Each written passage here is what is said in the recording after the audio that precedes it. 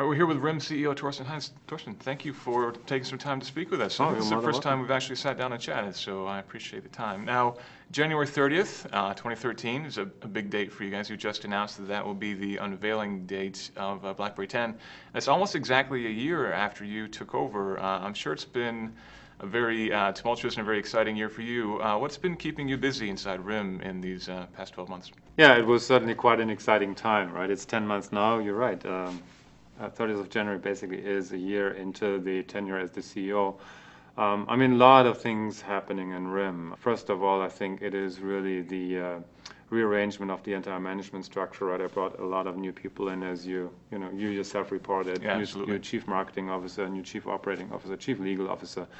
And the next layer of management also was kind of rearranged. We worked on our decision capability, be faster, be more precise. Then we did what we had to do in terms of business prudence, which was manage our cost position, right? So right-size the company in terms of its spendings versus the opportunity. We said 1 billion by the end of February. We're making good progress on this one.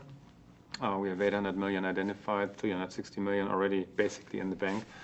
So we are managing the company financially very, very prudent. So, there was one idea about, does RIM make it to the launch of BlackBerry 10 financially, remember? And I think we put that criticism to rest. So prudent financial management. Then the third thing, and that's actually the really exciting one, was the start of developing the new platform, which happened before even my assignment as CEO.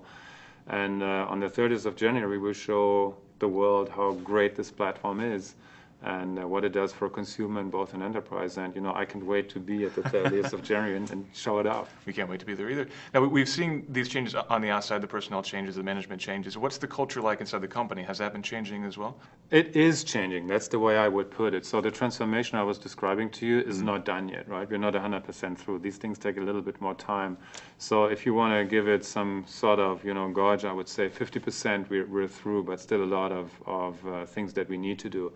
Energy is quite high in the company now because people see BlackBerry 10 coming to the finish line, right? So the morale is quite high in the company. They also see the sentiment turning around a bit, in the media and in the public reporting. And it's quite a stretch if you run a company and you still, we had to announce to lay off 5,000 people. So you do this difficult task for the community, for the employees. By the same token, you have a huge innovation project going on that needs a lot of energy and excitement, right? I think we managed this really well. So from that perspective, I'm quite satisfied with where the company is. Now, the next step is, as we believe, BlackBerry 10 is not just a smartphone OS. We build a whole new platform from ground up, right? To gear into, what we call the mobile computing domain, which I think is the next, by the way, huge economic growth curve that our industry will see, all of us together. And in doing so, I think we also have created the future of BlackBerry as a company. So very excited, but still there's a way to go. So in order to get there, we need to assess our organization capabilities, like skill sets. Do we have the right skill sets in development, in sales? And we're going through this as we speak. So the company, I would say, is in the middle of that transformation. Sure.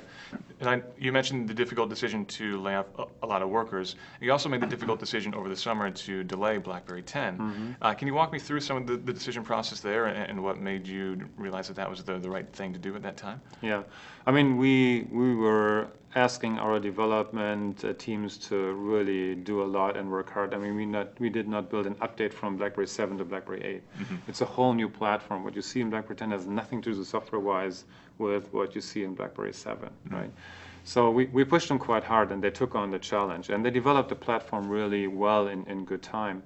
But then it comes to user experience, right? So what I wanted is, I know that this platform has to be top-notch quality when you launch it. And the decision was to really spend time on quality and make sure that when it's out there, it's just flawless, right? It just works, it excites people. Because we know this is a very important point in BlackBerry's future, to make this an exciting, flawless launch, right? So the decision was tough. And frankly, I mean, if you look at the fourth quarter where we wanted to launch, there's a lot of stuff going on in the fourth quarter. Right. There's not that much going on in the first quarter, and the carriers were actually supporting us in that decision, saying, "Hey, you can own right the first quarter." Why don't you move it in there? So they were actually pretty supportive of our decision, and they like quality at launch too, right? Of course, but were you maybe biting off a bit more than you can chew? I mean, what were some of the reasons that this needed to be delayed? Was it simply too large a project for the engineering and the management team that you had built up at RIM at the time? It was not too large of a project. It was certainly quite a big project that we were working on in RIM with our friends from QNX. No, it was really about getting the user experience to this 120% level, right? We could have launched in Q4. We could have done this, but I think we would have not done ourselves nor our customers a favor, because there would have been, little, itch here and there, right? So it was just important to be as close as we can to precision and to an exciting experience. And was that learning something maybe from the Playbook launch? Because the Playbook, when it launched, was missing some key functionality, and the user experience wasn't quite perfect there. Playbook was a little bit different because the hardware was great, the user interface got already some very good feedback at the very early days. Playbook was more, we were eager to really show the market what this new platform would kind of look like. It was an intermediate step from Playbook OS to BlackBerry 10, right? Yeah. And we were eager to show the market how well this would serve them and how well it would work. And we probably underestimated a bit the importance of certain applications on that product. So that was not that development was overloaded or not getting the job done. It was more kind of like, what is good enough to launch? And I think there was a lesson certainly that we learned out of that, and that led a little bit also into the decision I made to delay BlackBerry 10 to Q1. Now, in the past year, we've seen the BlackBerry market share drop by roughly half. The last numbers that we have are about 5.3% last year, now floating at about 2.5%. In the U.S. In the U.S., correct. If you look back at 2008, that's similar to where Microsoft was for the Windows Mobile platform, and of course they took some time off to bring out the new Windows Phone platform. And lately we've seen Microsoft struggle to try to regain its popularity before. And you guys are in a similar position that you're launching effectively a new platform, a whole new start, a whole new interface, ultimately keeping the same concepts of the BlackBerry OS that people love, but effectively you're starting from ground zero on a lot of levels. Microsoft hasn't really been successful in trying to reinvent their presence on the mobile side yet. What can you guys do better that Microsoft hasn't been able to do? I mean, I'm respectful of every company that works in this domain. They all have great engineers, and they're all trying to build the best product, right? So what I'm saying, I say in full respect of that. But the difference, I think, is, although it is eroding, you're right, we have an installed base out there that we can work into. Remember the outcry when some channels reported that we would not provide a QWERTY to the market? I do. Right? Which we never said, but it was reported that way. And I think, I took this as a very positive sign, because there's a lot of people in the US that, want this product with this physical QWERTY as well. Yeah, absolutely. So I think it was a good sign. So the way I look at this is, probably the advantage I have is, assuming that the platform is perfect and works well, is I can work into an installed base, in enterprise, and to a certain extent still in consumer. I also have that installed base not just in the US, I have it in Europe, and even very, very strong in Asia Pac, Middle East, and other regions.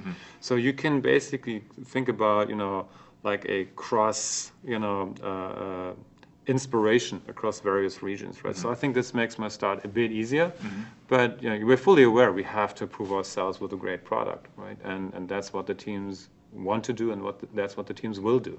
And is that install base that you have now a strong enough foundation to build up something massive that can take on Android and take on iOS? The way I look at this, Tim, is we own the QWERTY segment today, right? There's physical QWERTY lovers that say, I'm going to wait, I need this product. Why don't you guys get it to me today? We own this market, and we want to continue to own this market, right? Now, this is not a heavily growing market. It's a very stable market. So this is the baseline, right? In the full touch segment, I think we can say we're not really heavily represented there today. So with the BlackBerry 10 full touch device that we will unveil on January 30th, that is actually really the gain back market share device. So I have expectations against our BlackBerry 10 full touch version that, we will gain market share back in the BYOD space and enterprise, and also in the consumer space. Now, if that doesn't come to pass, is there a plan B for BlackBerry? We had heard before that there might be perhaps a plan B that Michael Lazaridis had in mind, effectively turning RIM into being more of a service company, bringing BBM to other platforms, and effectively bringing up a business based on that. Is there something like that in place, that if indeed you don't build that market share up, that you could transition over toward? right now the company is fully focused on BlackBerry 10. So you're all in. Right? Yeah, all in, exactly. Thank you. That's a good term. We cannot divert resources from a plan A to a plan B. We either believe in what we're doing, and the company believes in this, and then we have to push all energy and all momentum behind that belief, and that's what the company is doing right now. So there is no plan B in the making right now. What we do, though, is in respect to our shareholders, that we constantly need to look at, how can we create shareholder value out of the company. Right now, I strongly feel that building a fantastic mobile computing platform, bringing this to market, showing renewed growth in smartphone segment, but also then moving into this domain of mobile computing, which could be vertical businesses or a cross-platform business. I think that is the way to create long-term value for the shareholders. Now, you mentioned that you never said that there wouldn't be a QWERTY device. Will there definitely be a QWERTY device with BlackBerry 10, and when might we hope We to see said that publicly, right? We said publicly that we will develop a QWERTY device, and that was always the plan from day one. So, might we see that on January 30th as well? You will see, I think, exciting products from RIM. Exciting products? On the 30th of That's January. Interesting. All right, now, last question. There are probably a lot of people out there with their 9800 Bolts or other BlackBerry devices who are probably looking at the modern devices, the HTC DNA, the Note 2, the iPhone 5. They're probably getting a little bit jealous. What can you say to them to convince them that maybe they should wait a few more months and see what you have in store? So if they're 9900 users, I would guess they love the physical QWERTY keypad. So in that aspect, I think they would love to get their arms around the new BlackBerry 10 QWERTY device, all LTE capable. The entire portfolio will be LTE capable.